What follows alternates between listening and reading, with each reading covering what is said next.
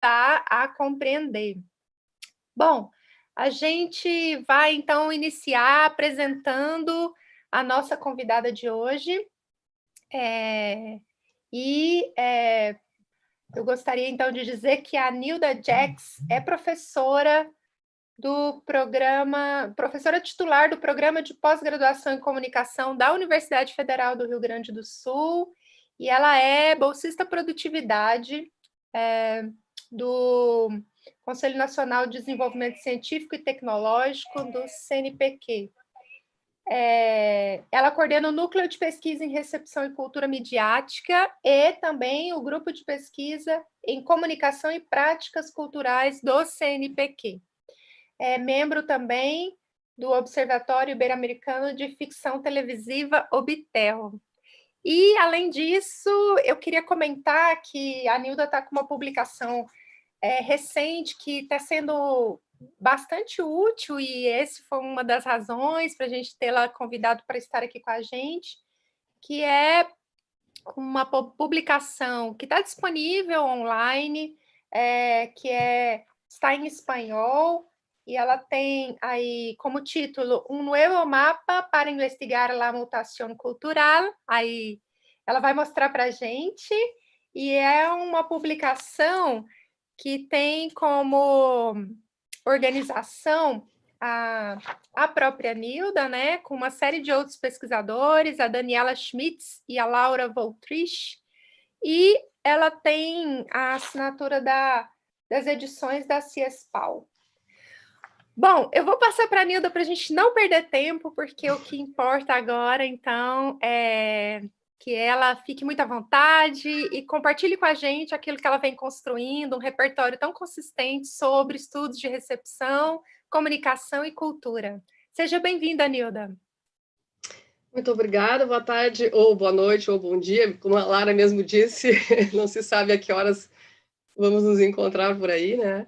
E, então, agradecer o convite e esperar que eu possa dar alguma contribuição, porque a obra do Martim Barbeiro é tão extensa que às vezes muitas vezes é muito difícil a gente dar conta de todo o âmbito que ele abarca, né?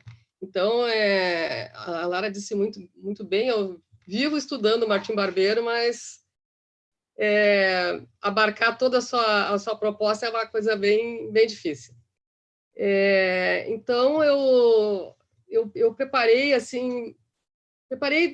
dois momentos assim para conversar, porque a Lara me comentou que estavam interessados também como é que se usa o modelo, né, empiricamente. E aí eu tenho uma apresentação que eu fiz ano passado, ou no final de 2018, quando o De Los Medios completou 30 anos, né, foi em 2017. Mas o encontro foi em 2018. O Omar Rincon, que é um professor que trabalha muito perto do Barbeiro, ele organizou vários eventos. Agora, recentemente, organizou um na Universidade Andina de Quito, mas ele fez um itinerário pela América Latina celebrando os 30 anos de Los Medios. E aí me convidou para ir numa excursão dessas para a Argentina, e eu preparei uma apresentação bastante provocada por eles, porque o Omar considera que o Brasil é um dos países que mais explora o modelo do Barbeiro e consegue propor arranjos metodológicos originais. Aí essa apresentação na Argentina foi do ponto de vista da nossa apropriação aqui. Essa vai ser o segundo momento do trabalho, da apresentação, da conversa. Primeiro, eu queria começar pela 3 slides só, um deles só uma referência, para explorar o mapa, esse que está desenvolvido nesse livro que a Lara comentou, né? Esse livro do Novo Mapa foi uma provocação do próprio Omar, porque quando De Los Medios fez 30 anos, eu organizei aqui no meu programa um encontro de alguns pesquisadores. O Omar veio da Colômbia, veio a Amparo Marroquim, que trabalha com o Barbeiro também, que é uma professora de El Salvador, fez uma tese sobre a obra do Barbeiro, né? Veio Imaculato, eu reuni algumas pessoas e ex-alunos para a gente fazer um pequeno evento eu diria, doméstico, né, para celebrar os 30 anos. E aí o Omar ficou tão entusiasmado com o que ele ouviu, que ele que me desafiou para escrever esse livro. Por que tu não explora o novo modelo?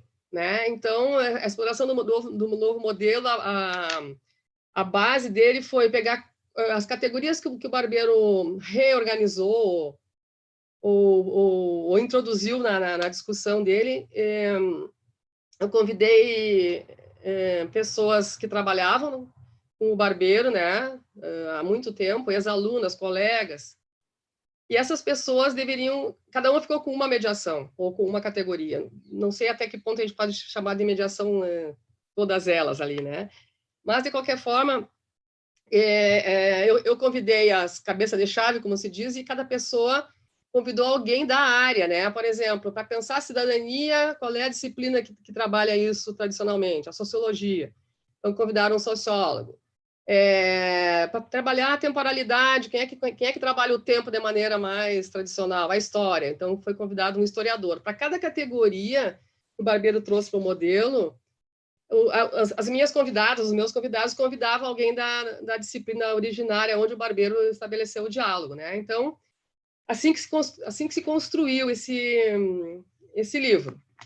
Desafiado pelo Omar, e eu desafiei as minhas barberianas, como a gente costuma brincar, né, as pessoas que vêm trabalhando com ele, de convidar um especialista da área onde o barbeiro foi buscar a sua reflexão, né? Então, uma das pessoas que eu convidei foi uma ex-doutoranda minha, a Lourdes Silva. Ela escreveu um capítulo aqui sobre narrativas, e ela fez uma coisa assim que, sabe aqueles diagramas que tu gostaria de ter feito na vida, de nossa, que maravilha isso, né? Então, sempre que eu posso, eu apresento. Não está enxergando ainda, né? Não está enxergando a apresentação, né, Lara? Ainda não. Você vai lá em aqui. Share Screen. Isso. Aqui. Acho que deu. E agora? Sim, agora tá ok. Tá. Então, como o Barbeiro chama esse novo mapa de mutação cultural, né? E ele vem desenvolvendo esse mapa ao longo do tempo, a partir das próprias dos próprios avanços dele, ou então da crítica do campo. Ele vai, a própria questão empírica vai direcionando ele para repensar os modelos. Então, os modelos também sofreram mutações, né? E aí, esse aqui é o desenho que a a Lourdes, junta com uma parceira dela da Letras, né? Porque na questão da narrativa, ela convidou alguém da literatura para ajudar a desenvolver essa noção. Então, o que elas fizeram, assim, que eu achei muito interessante, né? Colocaram em perspectiva, né? Ou em comparação, os modelos que o Barbeiro veio desenvolvendo, um pouco até para a gente ver o que foi se adaptando, se modificando, o que deu certo, o que não deu certo, né? Então, o mapa do meio, aquele que fala em cognitividade, mobilidade, identidade, fluxos, né? Foi uma tentativa que o Barbeiro trouxe em 2010, está publicado, acho que originalmente numa revista da FAPESP, numa entrevista que ele deu para o pessoal da ECA, que eu não me lembro quem foi que entrevistou ele. Ele apresentou esse modelo, mas foi um modelo que ele abandonou, porque eu imagino que tenha sido um diagrama, digamos, transitivo, né, entre aquele que está no centro ali, que é as mediações comunicativas da cultura. O anterior tinha sido as mediações culturais da comunicação, né? O primeiro que ele expôs assim como um modelo mais acabado. Então, esse do meio eu considero uma transição para ele chegar nesse mais exterior, né? Que é esse que está nesse livro que a Lara acabou de comentar.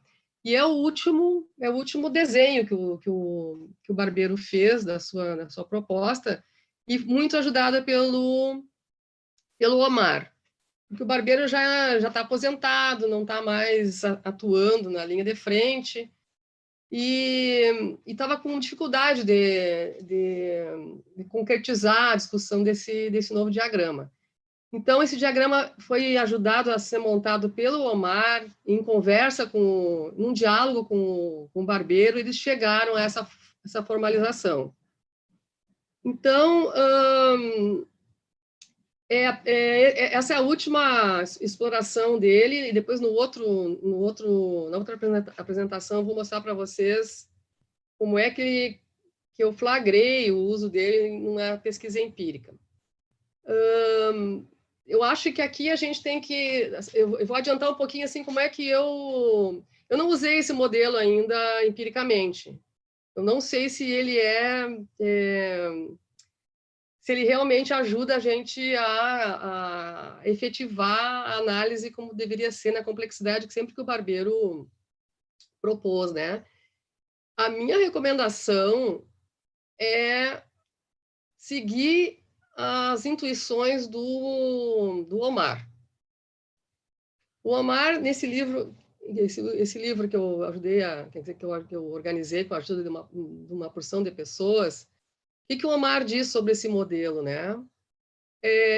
Que existe os eixos da temporalidade, das espacialidades, é um eixo que é preciso ser tensionado. Toda a cultura contemporânea está nessa tensão entre tempo e espaço. E o outro eixo, que é horizontal, é entre sensorialidades e tecnicidades. Então, basicamente, o Barbeiro, nesse sentido, continua com a mesma lógica dos modelos, né? Ele sempre pensa o diacrônico e o sincrônico nessa tensão, nesse cruzamento, né? Ou nessa articulação, tendo a cultura, a comunicação e a política como esse grande campo que constitui toda a cultura contemporânea, né? Então, o Omar provoca na introdução e no final desse livro como é que a gente deve usar esse diagrama que ele ajudou o Barbeiro a construir, né? Então, é sempre nesse trânsito entre o tempo e o espaço, as sensorialidades e as tecnicidades, onde para eles são polos, né? Tem esses dois eixos, e a temporalidade é um polo, a especialidade é outro polo, a sensorialidade é um terceiro polo e as tecnicidades um quarto. Sempre indo pela lógica, e por isso que eu acho legal esse diagrama que a Lourdes concebeu, porque o que a gente não pode perder de vista é que o Barbeiro vem... A lógica da construção desse diagrama, ele permanece. São esses eixos, esses polos, e o que está entre os polos é que são as mediações.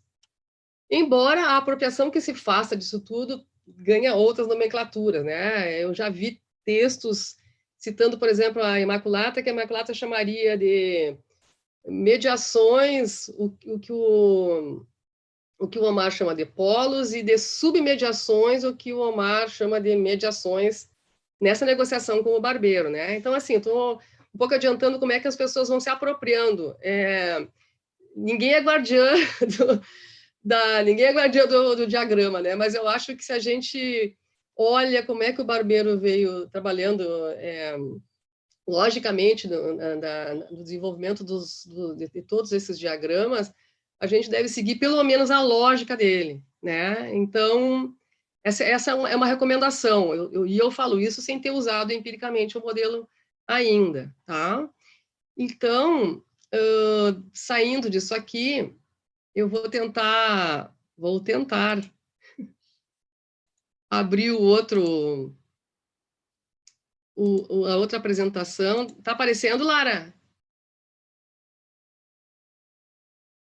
Lara? Tá aparecendo a primeira ainda. Ainda? E agora como é que será que eu faço para aparecer Aí a segunda? você vai novamente no share screen, né? O seu compartilhar. E vai lá no seu computador, vai aparecer uma das opções. Tá bom, muito obrigada. Acho que deu. Sim, agora deu. Deu? Deu. Tá. Então, continua dando? Sim.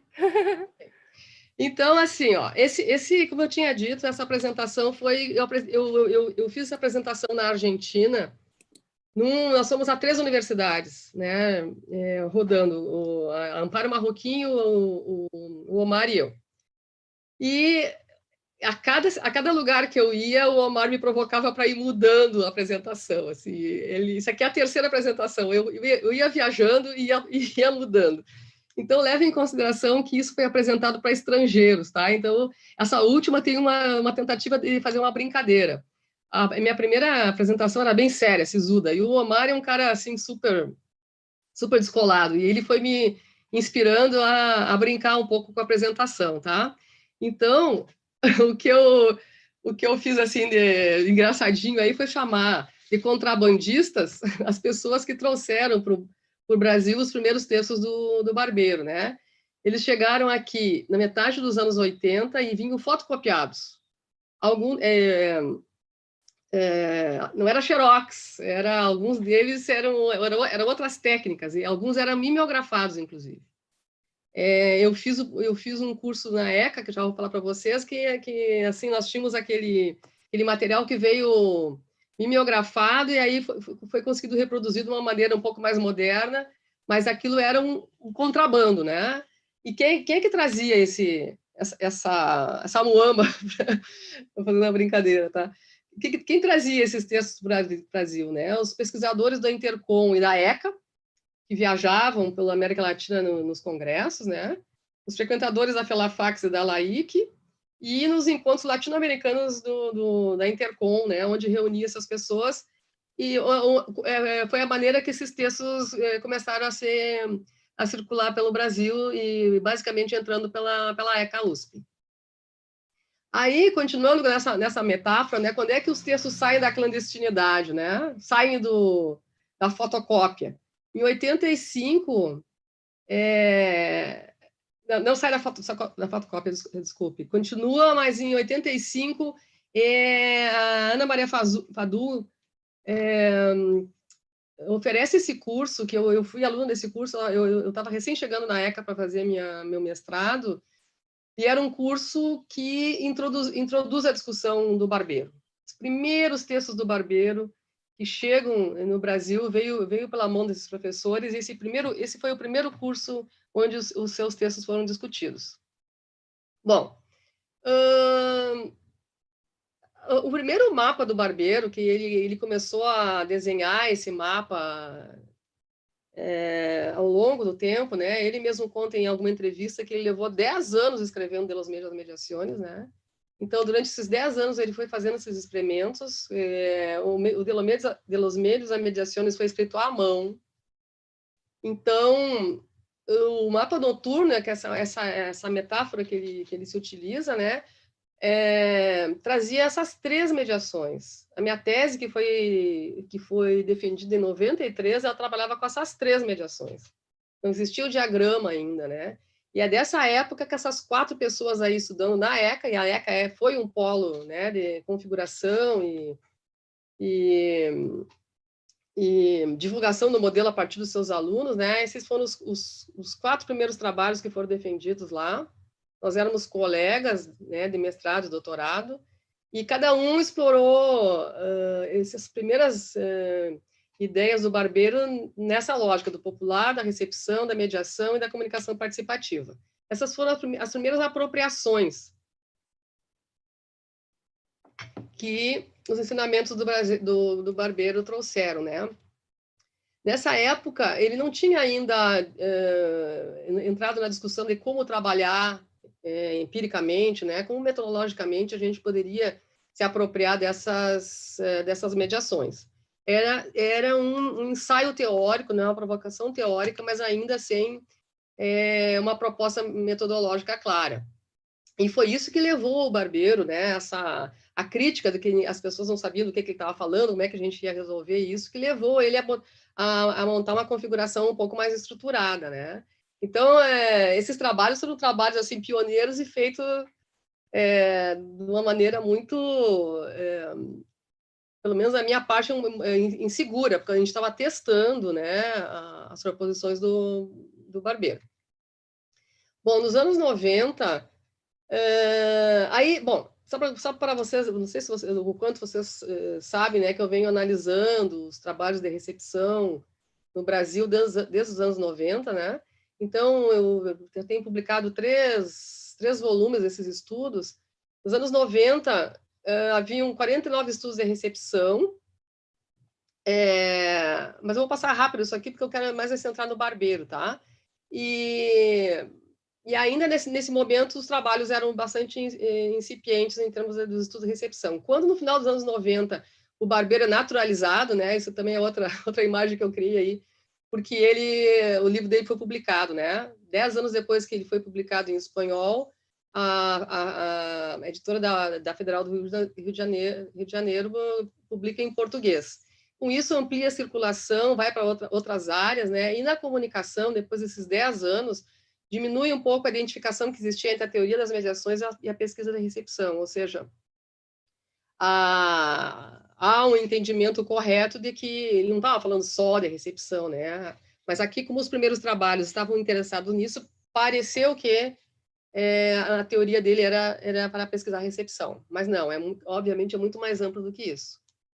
Nos anos 2000, né, nessa minha busca de pensar os estudos em recepção no Brasil, o Barbeiro é o autor mais citado desses trabalhos, e o mapa noturno, que é aquele lá, com aquelas 3 mediações iniciais, né, não foi superado por as mediações comunicativas da cultura, que foi publicado em 98, ou seja, as pessoas no Brasil ainda continuavam usando aquelas três primeiras mediações, embora as mediações comunicativas já tivessem sido publicadas. Então, não ocorreu na mesma medida da evolução da proposta dele. Bom, e aí, isso aqui é uma provocação que o Marvin fez, né? Para saber como é que o modelo do barbeiro vinha sendo explorado no Brasil. Claro que isso aqui está dentro do corpus que eu analisei nos meios e audiências, né? Só no campo da comunicação, ou seja, não fui para o campo da educação, não fui para o campo da letra, ou seja, o modelo ele tem uma autonomia maior, né? Então, o que nós identificamos aqui é que esses trabalhos usaram integralmente o modelo nas mediações culturais da comunicação, que é esse diagrama aqui. Tá? Então, aqueles 3 trabalhos fizeram esse circuito todo, em busca de entender a lógica que o Barbeiro montou nesse diagrama. Depois, há alguns trabalhos que propõem uma exploração usando partes. Por acaso, são 2 alunas minhas. Eu sempre recomendo, foram alunas minhas, né? Eu sempre recomendo ter a tentativa de se usar todo o modelo, mas às vezes o objeto da pesquisa não requer. Então, o que elas fizeram? O trabalho da Ana Paula, como ela queria ver a leitura do jornal Zero Hora, tanto nas plataformas como físico, né, no papel, para ela era importante só essa banda direita do modelo. A Daniela queria trabalhar com consumo midiático e todo o sonho de jovens de querer ser modelos de moda, né? Para ela era suficiente essa parte de baixo do modelo. Bom, e assim tem outros trabalhos. Eu vou apurar um pouco porque eu não sei o quanto eu tenho de tempo ainda. Tem outros trabalhos, como esses 2, por exemplo, né? E o Wesley, seguindo muito a intuição da proposta da Veneza, a Veneza fez um rearranjo do modelo, né? Ou trabalhando com mediações específicas ou compactando as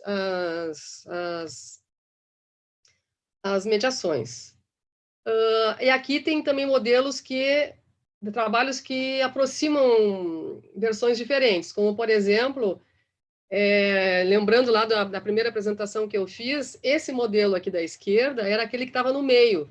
Eu digo que é um diagrama que faz a transição entre as mediações as mediações comunicativas da cultura e essa última versão que eles põem para pensar as mutações culturais.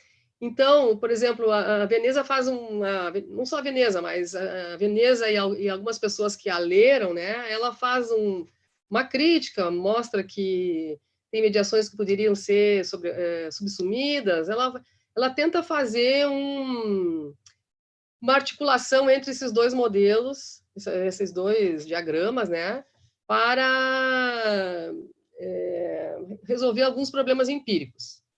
Bom, e aí, aqui eu tento mostrar, eu botei em tempo porque eu atualizei hoje de tarde essa apresentação, né, não estava lá nessa viagem que fui para a Argentina, né, para ver como é que esse modelo se finaliza, né? O diagrama da esquerda, então, foi aquele que eu comentei lá na primeira apresentação, né? O eixo diacrônico, o eixo sincrônico, os polos que o Barbeiro propõe e as mediações que estão entre esses polos.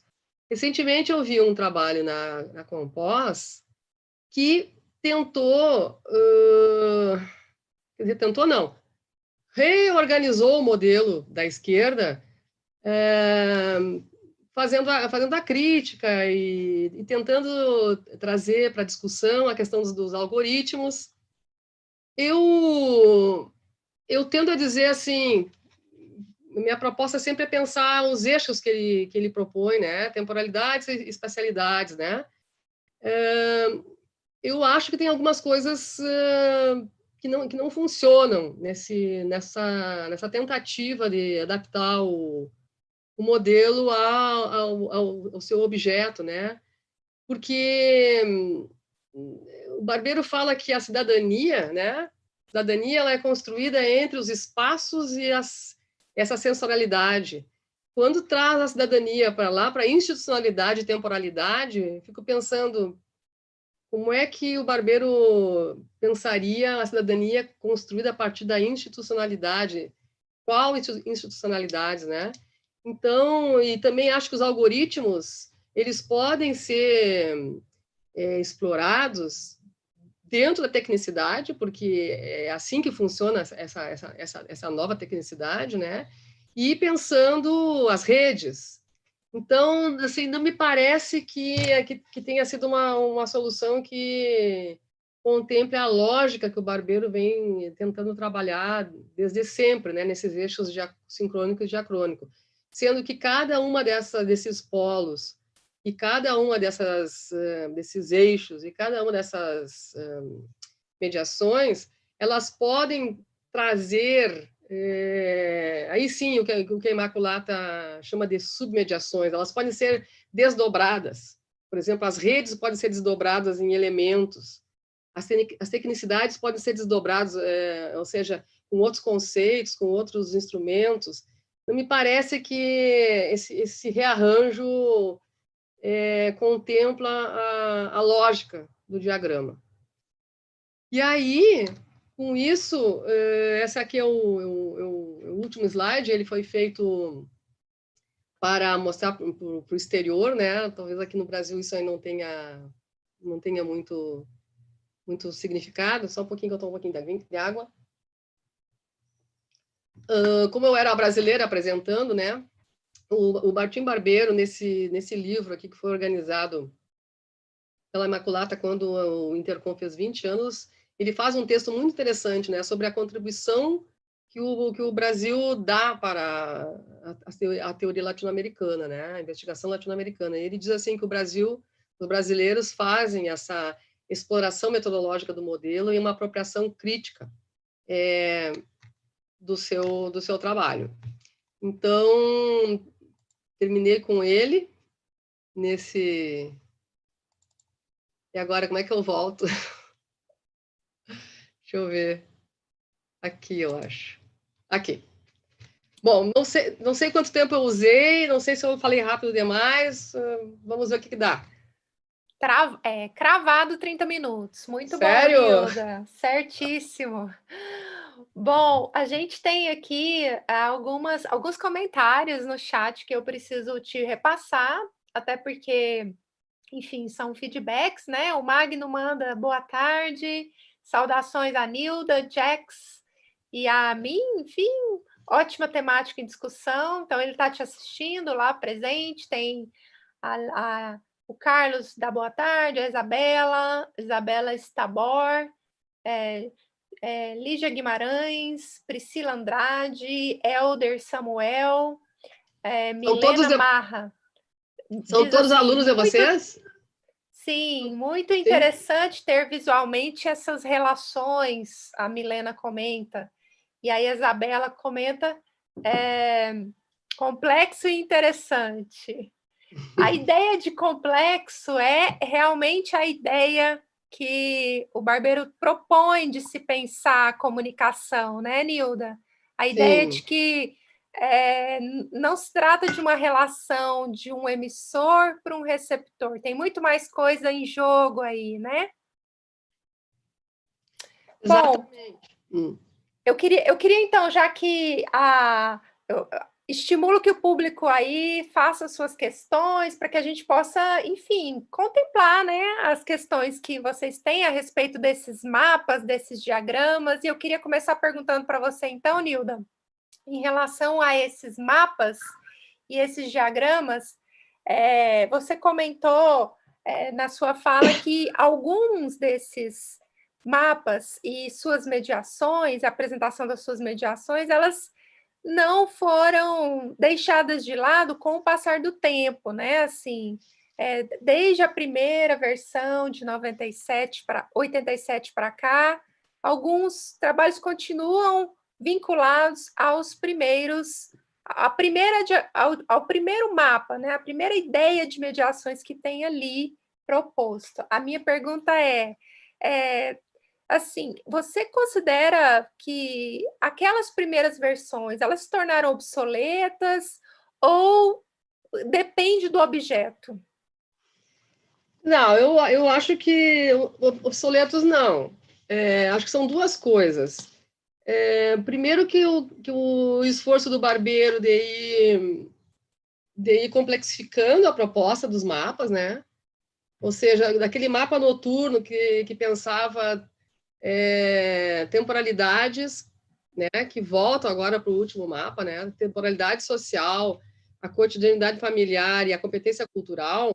E ele dava conta de algumas coisas, dava conta assim do tempo social, né? Do tempo que se vive, do cotidiano, que era uma coisa importante para o Barbeiro pensar o cotidiano, né? Ou seja, quando ele rompe com esse esquema da recepção como relação direta com os meios, ele traz a vida cotidiana para o centro da discussão, né?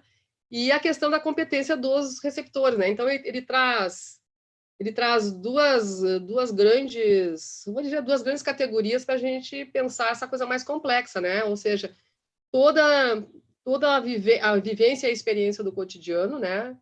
No bairro, na família, na escola, no trabalho, todo o mundo social que a gente pertence, né? E o que tudo isso aí constrói, junto com a educação, né? Para nos tornar receptores competentes, ou seja, as competências culturais do receptor, né? Indo de encontro a toda aquela questão que o receptor era um passivo, manipulado, etc, etc, né? Agora, então, assim, o Barbeiro não tira isso do cenário quando ele monta um diagrama mais, digamos, mais articulado, né? Ou está subsumido, ou fica no contexto. Então, digamos, traz mais elementos e traz aquilo que todo mundo está falando dele. Sim, mas como é que se faz? Como é que se faz isso, né? Como é que eu trabalho a temporalidade social? Assim, dessas três é a mais, eu sempre digo, a mais esotérica, né? Como é que eu trabalho a temporalidade social? O que é isso, né? Como é que empiricamente eu faço isso? Quando eu fiz a minha tese, que eu estava só com essas três mediações, eu pirei, como é que eu vou trabalhar nisso? A minha orientadora não conhecia o Barbeiro, eu estava recém começando o Barbeiro. Eu li numa revista um modelo do Orozco, né? Que o Orozco trazia mediações assim um pouco mais concretas, né? E que foi na época o que me salvou. Eu pude desenvolver empiricamente as ideias do Barbeiro através da, digamos, da operacionalidade que o modelo do Orozco trazia, né? E, claro, nesse diálogo com o Orozco, nesse diálogo com o campo, ele foi estruturando isso. Então, eu diria assim, as pesquisas que durante a década de 2000 ainda não adotaram esse diagrama novo, eu acho que é, primeiro, uma falta de atualização, né, do debate, e uma perda de outros elementos que poderiam ser trazidos para, né, a discussão. Uhum. Eu acho o primeiro assunto mais grave, ou seja, um autor não para lá, né? O autor não para lá no livro que escreveu há 10 anos, né? Então, para a gente poder acompanhar, adotar um autor e desconsiderar o que ele fez depois de alguma coisa, aí eu acho que é um pecado mortal, né? Então, nesse sentido, eu acho que foi uma falha de quem não atualizou o debate que o Barbeiro vinha trazendo, né? E sendo que é um autor que está sempre em movimento, né? Ele não parou no tempo e no espaço, né? É um autor com a cabeça super jovem, com a percepção, com a sensibilidade para pensar o contemporâneo, assim, invejável. Invejável. Ele é um jovem pensador, né? Nesse sentido.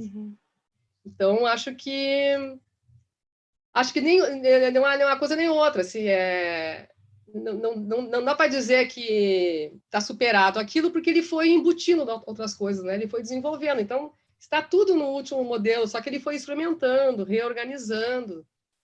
E assim é.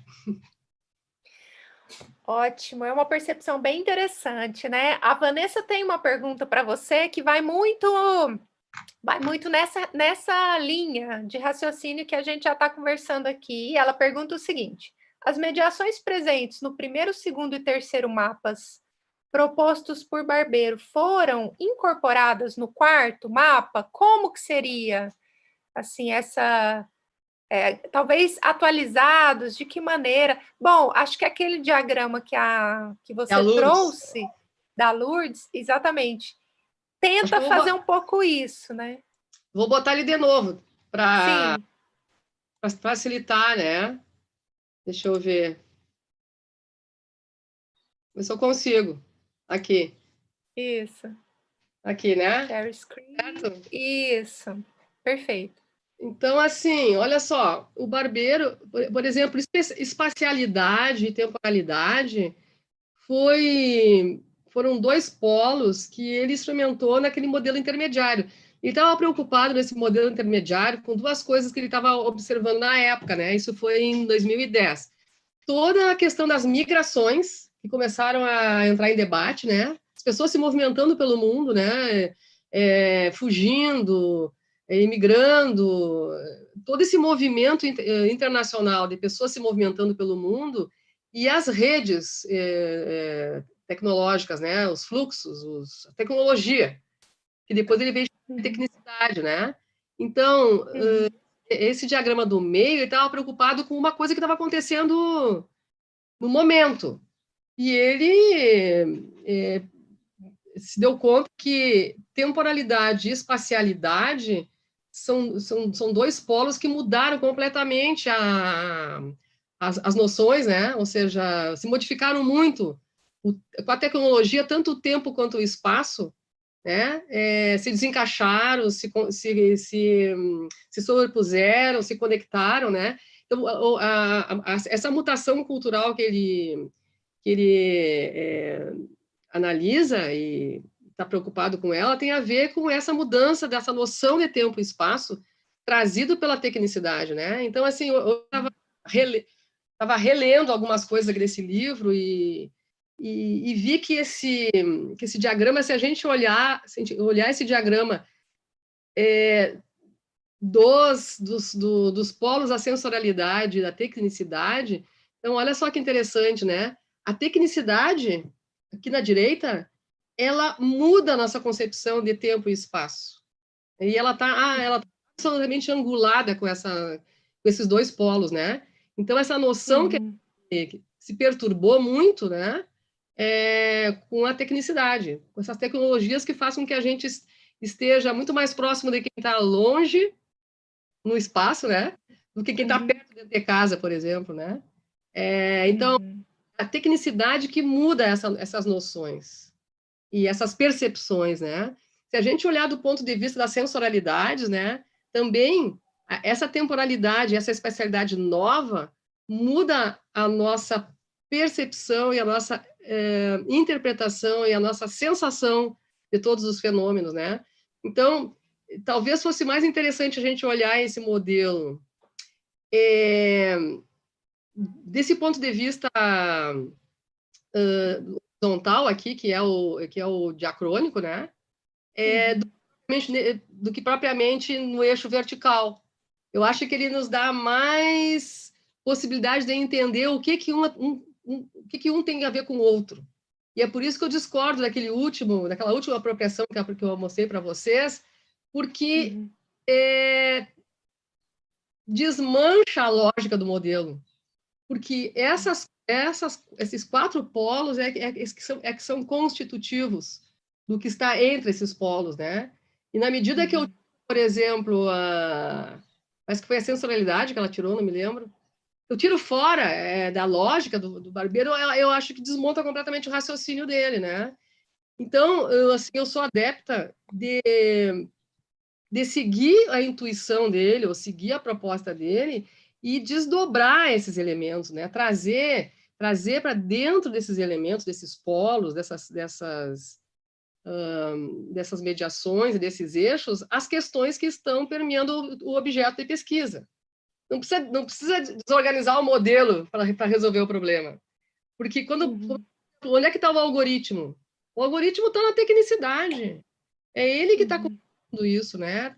E vai ter repercussão nas redes, e vai ter repercussão na cidadania. Ou seja, eu acho que o uso desse modelo deveria seguir um pouco a intuição e a proposta do Omar, que ajudou isso. Eu acho que isso é uma boa orientação. Eu tive relendo hoje de tarde, hoje de manhã, o livro, e a parte que o Omar comenta, eu acho que é uma chave para a gente pensar junto com o Barbeiro. Acho que o Omar nos ajuda a pensar junto com o Barbeiro. Então, eu acho que tem algumas apropriações que são indébitas.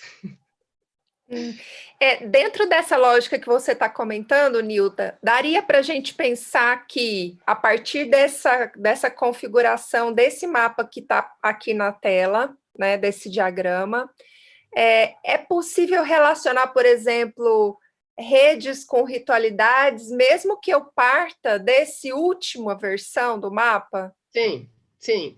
Mas antes de responder isso, olha só, vamos pensar a questão da tecnicidade.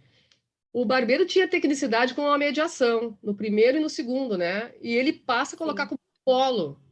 Isso significa que ele discutiu, por exemplo, com o bios midiático do Sodré, ele discutiu com outros autores, que agora não esqueci os nomes que são dados e quais são os autores, mas ele tira da mediação, ele tira a tecnicidade ele coloca como configurador, naquele polo ali, né? E a questão que tu me pergunta agora das redes e ritualidades, sim, porque isso inclusive o Omar diz no texto ali, né?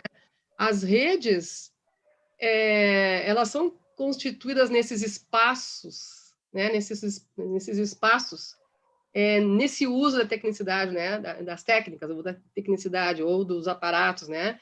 E a ritualidade, ele tirou do modelo, mas está embutido. A narrativa, por exemplo, o texto da Lourdes, nesse livro, fala disso, né? As narrativas, elas estão intrinsecamente constituídas por ritualidade, né? Então, eu acho que uma boa medida também é ver o que ele tirou, o que ele tirou, mas está embutido em alguma coisa. Então, acho que é bem produtivo esse diagrama composto aí nesses mapas, porque a gente pode ver como é que ele vai deslocando. Tem coisas que, por exemplo, pode não fazer falta, mas outras podem ser retomadas ou podem ser exploradas dentro de uma outra dimensão, né? Por exemplo, em relação ao tempo e espaço ele é todo ritualizado, né? Então, ali, só precisa Uhum. ser, eu diria assim, desdobrado, desmembrado algumas coisas, né? Mas eu acho que é uma boa questão que tu levanta, assim. Uhum. Até para pensar assim, enfim, como que o pensamento e essa organização foi sendo revista por ele, né? Foi sendo Uhum, repensada. Temos mais uhum. perguntas aqui. Vou A ver se eu Ana Júlia, consigo. a Ana Júlia pergunta assim: professora Nilda, como você pensa a centralidade do mapa na elaboração de projetos? Por exemplo, as mediações ou mesmo as tensões entre os eixos, como foi destacado na sua fala, são bons pontos de partida para formular questões-problema? Ou é melhor que elas surjam em decorrência do objeto? Olha, eu acho que é em decorrência do objeto. Porque, bom, isso seguindo, digamos, seguindo a minha escola, seguindo a escola que eu sigo, né? De construção de projetos, né? De pesquisa. É, a questão de pesquisa surge da construção do objeto, né? Primeiro eu tenho um tema, eu construo o meu objeto, e a partir da construção desse objeto é que eu pergunto a esse objeto o que eu quero saber sobre ele, né?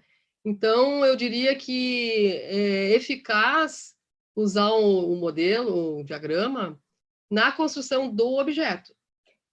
E aí, conforme a pergunta de pesquisa, né, que tu vai tensionar esse objeto, é que pode as mediações ganharem maior ou menor relevância, tem algumas que pode até nem entrar, né? Então, o objeto é que vai, digamos, requerer a discussão que o modelo pode propiciar, né?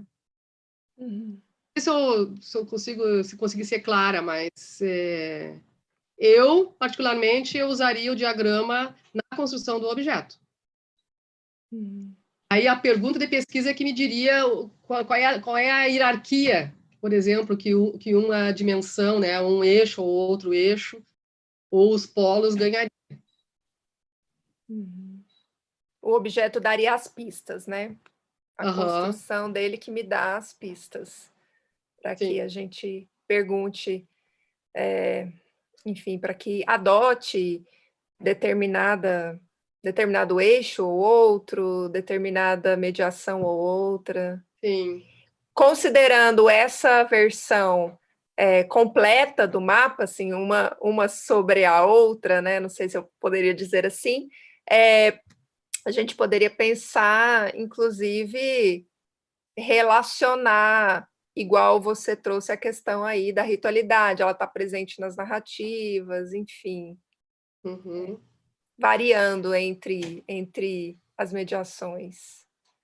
Tu sabe que quando o Barbeiro lançou o terceiro mapa, esse da mobilidade, eu tinha uma aluna que estava em plena tese e usando o primeiro diagrama, né? Aí ele lança aquele ali, nós ficamos muito preocupadas, né? Como é que a gente ia atualizar a discussão, né? Ela estava com todo o trabalho encaminhado com o diagrama mais central ali, né? As tentativas Uhum, que nós fizemos não foi não de sobrepor, mas de traçar faces entre os dois modelos, colocar, digamos, colocar em conversa os dois modelos, colocar eles lado a lado, ou pelo menos acima, né? Para ver qual mediação se projetava na outra, como é que a gente poderia articular os dois modelos. E foi o que ele fez uhum, no terceiro, né? Abandonando. Nós não tínhamos autoridade para abandonar nada do segundo, esse que está no meio. Ele fez uhum, o terceiro. O que nós tentamos fazer foi ver como é que eles se correspondiam, o que a gente podia usar dos dois, né? Essa foi a tentativa feita por algumas daquelas pesquisas que eu mostrei para vocês anteriormente. A Veneza e o seu grupo lá tentaram fazer um diálogo entre o mais central e o mediano. Mas o Barbeiro, eu acho que no terceiro ele mesmo ele mesmo propõe essa conversa, né, entre o desenvolvimento dos seus diagramas, né? Então, é, é preciso testar, né, empiricamente. Porque, logicamente, parece que ele funciona. O problema é quando a gente vai para um problema de pesquisa real, né, concreto. Aí é que a vaca vai para o brejo. É verdade. A gente tem mais uma pergunta aqui, Nilda, antes da gente caminhar para o encerramento, que Tá é bom. do Davidson Nogueira. Ele pergunta se é possível relacionar ou utilizar os mapas das mediações em articulação com o circuito da cultura dos estudos culturais britânicos, Uau! que também é diagramado, né? Há também uma proposta de Ah, diagramação. é uma proposta. Olha, eu acho que ambos são tão complexos que eu não tentaria isso porque os dois eu acho que os dois são suficientes para enfrentar um problema de pesquisa empírico. Mas nada Ou um ou outro, né? eu acho que acho que eles têm suficiente complexidade para dar conta minimamente de uma pergunta, né? Mas nada impede que essa discussão teórica seja feita, né? Na verdade, eu não vi isso sendo feito ainda. Acho uma boa ideia. Mas eu acho que esses modelos, eles são suficientes em si mesmos. Uhum. Talvez o Barbeiro tenha se inspirado muito no circuito da cultura também, né? E bebeu água diretamente nos ingleses, né? Então, mas eu É, acho eu uma tenho, questão. eu tenho essa impressão também, porque assim, é como se a produção, enfim, a comunicação, ela fosse em termos de circuito, né? E aí ele traz a ideia dos mapas para a gente entender esse todo complexo, que não tem começo e nem meio, mas que ao mesmo tempo nos ajuda a entender o quão complexo é, né?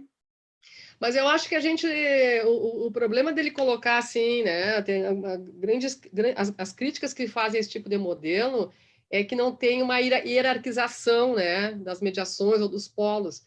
Mas eu acho que essa hierarquização o que dá é o objeto empírico, né? Ou seja, é o objeto empírico que vai me dizer se eu entro pelas narrativas, se eu entro pela identidade. A entrada no modelo se dá pela pergunta, né? Então, assim, o que eu quero responder prioritariamente? Que as mediações e os eixos vão me ajudar a responder, né? Então, se eu estou trabalhando com redes, é por aqui que eu tenho que entrar, né? E possivelmente as coisas primeiras que eu tenho que fazer é pensar tecnicidade e espacialidade. Então, assim, o modelo funciona a serviço do problema de pesquisa, né? Ele não é etéreo, mas, na verdade, o que o Barbeiro diz? Embora ele apresente esses 4 polos e tenha esses 2 eixos, né? Ele diz que para a gente entender sensorialidades e espacialidades, que é o que configura as cidadanias, a gente entra pelas cidadanias, é pela mediação que a gente chega nos polos e nos eixos, e não o contrário. Então, é uma coisa um pouco ambígua, né? Ou seja, as cidadanias são configuradas por sensorialidades e espacialidades, mas para entender esses polos, o que eu preciso entrar é pela cidadania. Né? E aí, nesse movimento de vai e vem, né? E trabalhar com o modelo e trabalhar com o barbeiro não é uma coisa linear, né? Ele, a cabeça dele, as ideias dele sempre trabalha em redes, em derivações, né? Às vezes ele vai até um ponto e entra em contradição. Então, não é difícil, não é fácil acompanhar o raciocínio dele, né? Então, às vezes, ele vai desenvolvendo uma ideia, quando chega no topo dessa ideia, ele diz, não, mas tem essa questão aqui. E aí, então, é sempre meio imbricado, né? Ou seja, não é um rapaz fácil da gente seguir. Ai, ai. Surgiu mais uma pergunta aqui, Nilda, que é assim, na verdade, eu entendo que é uma pergunta terminológica, assim. O Davidson pergunta se o mapa noturno já foi revisitado Eu entendo que é o termo mapa noturno que ele está se referindo, assim, se faz sentido continuar usando esse termo, por exemplo, para esses novos diagramas. Olha só, o Barbeiro traz essa ideia de mapa noturno que ele tira do Saint-Exupéry, né, que escreveu O Pequeno Príncipe, e ele usava o mapa noturno num dos livros para dizer que ele pilotava, né, era piloto de guerra, né, ele pilotava sem mapa, de noite, só vendo os pontos, né, luzinha aqui, luzinha ali, né. Então, eu acho que o Barbeiro usa essa imagem, né, poética, literária, para começar os seus primeiros estudos, né, olhando desse jeito, ainda sem luz, sem lente, e ele vai, digamos, ele vai clareando. Ele vai clareando quando ele começa a trabalhar os diagramas, né? Mas eu acho que ainda continua noturno em algumas questões como essas que eu estou dizendo, né? Ou seja, parece muito claro, mas vamos lá para o empírico. Como é que eu vou explorar isso, né? O que ele nos dá é digamos, uma organização para pensar. Só um pouquinho que está tocando o meu despertador aqui. Eu diria assim que não tá tão escuro esse mapa como no início, né? Mas ainda a gente tem que lidar com a complexidade do objeto empírico, né? Que quando ele chega para nós, ele é noturno, ele é escuro. A gente tem que começar a conhecer esse objeto, né? E vai clareando as ideias, as estratégias, os raciocínios, né? Às vezes eu tive que retomar um texto do Jorge Gonzalez, né? Para pensar uma reflexão aqui que eu estava fazendo sobre pesquisa, né? O Jorge Gonzalez tem assim, não digo uma frase, mas uma noção muito interessante de como é que a gente que trabalha com pesquisa empírica vai se construindo essa relação com o objeto. E tem a ver com o que eu estou dizendo do noturno, né?